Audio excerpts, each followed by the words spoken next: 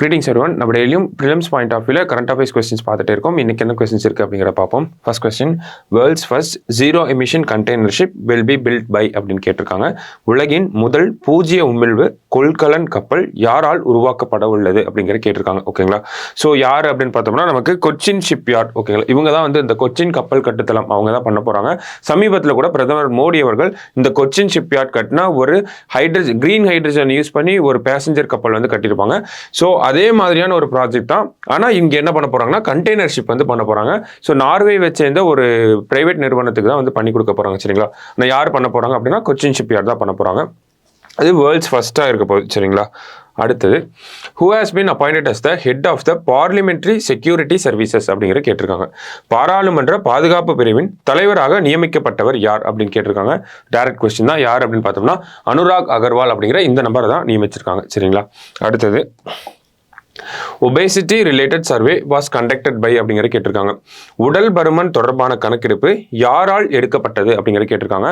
Lancet அப்படிங்கிற இவங்களும் NCD risk அப்படின்னு ஒரு நிறுவனம் இருக்காங்க. ஓகேங்களா? என்சிடினா நான் கம்யூனிகபிள் டிசீசஸ் அப்படின்னு சொல்றோம். என்சிடி ரிஸ்க், அடுத்தது இவங்களோட சேர்த்து இவங்க லான்செட், அடுத்தது WHO, இவங்கெல்லாம் சேர்த்து தான் இந்த ஒபேசிட்டி ரிலேட்டடான சர்வேயை பாடி மாஸ் இண்டெக்ஸ், எடை மற்றும் அந்த வெயிட் எல்லாம் வச்சு சொல்றாங்க இல்லையா, பாடி மாஸ் இண்டெக்ஸ் BMI வச்சு தான் இந்த ஒரு சர்வே எடுத்திருப்பாங்க. இதை பத்தின விஷயங்களை நம்ம டிஎன்ஏலையும் பார்ப்போம். சரிங்களா? ஸோ லான்செட் அப்படிங்கிற நிறுவனம் தான் பிரதானமா இந்த விஷயத்தை பண்ணிருப்பாங்க. அதனாலதான் அவங்கள மட்டும் இங்க ஆப்ஷன்ல வச்சிருக்கோம். சரியா?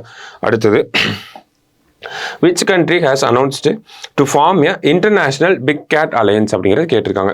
எந்த நாடு சர்வதேச பெரும்பூனை கூட்டமைப்பை அமைப்பதாக அறிவித்துள்ளது அப்படிங்கிறது கேட்டிருக்காங்க. இந்தியா தான் அறிவிச்சிருக்காங்க. நம்மளோட சுற்றுச்சூழல் அமைச்சகம் தான் அதை அறிவிச்சிருக்காங்க. சரிங்களா? So correct answer India.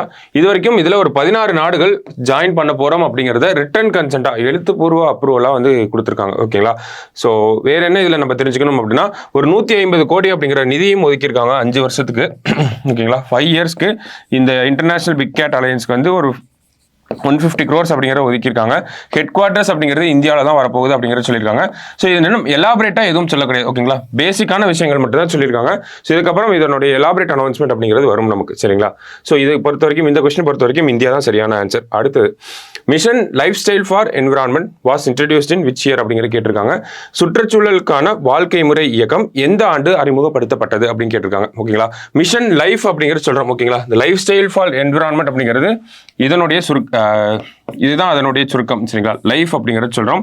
இதை நம்ம பிரைம் மினிஸ்டர் மோடி அவர்கள் COP26ல வந்து இந்த கான்செப்டை பத்தி பேசியிருப்பார். ஓகேங்களா? COP26 கிளாஸ்கோவில் நடந்திருக்கும். சரிங்களா? யுனைடெட் கிங்டம்ல இருக்கக்கூடிய கிளாஸ்கோ அப்படிங்கிற பகுதியில் 2021ல நடந்திருக்கும். சரிங்களா? அந்த மாநாட்டில் இதை பத்தின ஐடியாவை சொல்லியிருப்பார். ஓகேங்களா? அந்த கான்செப்டை பத்தி பேசினது 2021ல. எப்போ இன்ட்ரடியூஸ் பண்ணியிருப்பாருன்னா 2022ல குஜராத்தில் இருக்கக்கூடிய அந்த ஸ்டாச்சு ஆஃப் யூனிட்டி இருக்கு இல்லையா, அந்த இடத்துல வச்சுதான் இதை அறிமுகப்படுத்தியிருப்பாரு.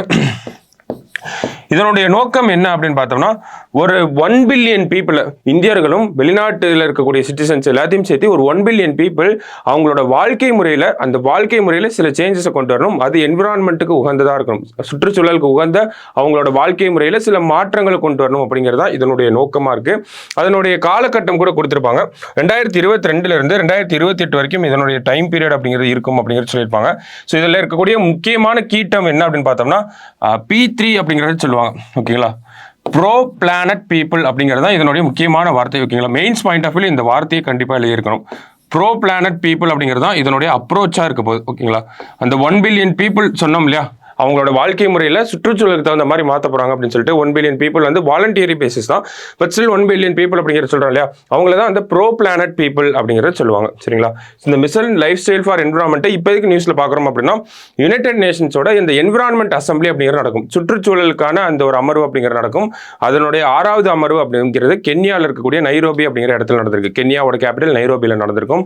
ஸோ அங்க இதற்கான தீர்மானம் அப்படிங்கிறது நிறைவேற்றப்பட்டிருக்கும். சரிங்களா? ஸோ அதனுடைய பின்னணியில் தான் நம்ம இந்த கொஸ்டின் பார்த்திருக்கோம். ஸோ இன்னைக்கு ப்ரிலிம்ஸ் பாயிண்ட் ஆஃப் வியூல ஒரு 5 கொஸ்டின் பார்த்திருக்கோம். நாளைக்கு இன்னொரு 5 கொஸ்டின் லிமிட் பண்ணலாம். தேங்க்யூ.